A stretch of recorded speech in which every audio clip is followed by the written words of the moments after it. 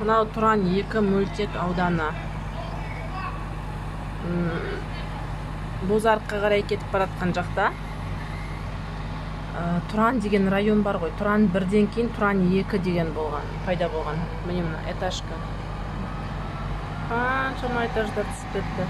Міне мынау қазір стройка жүріп жатыр, мыналар бітейін деп. Мына осы көшемен прямой кетсе, мынау Таскен ба? Жоқ. Қырға түседі. Қырдан ары қарай Таскенге қарай кетеді. Мынау Туран 2 деген мөлтек. Мынау біздің домның канализациясын лотокқа құйып жатыр ма? Не істеп жатыр?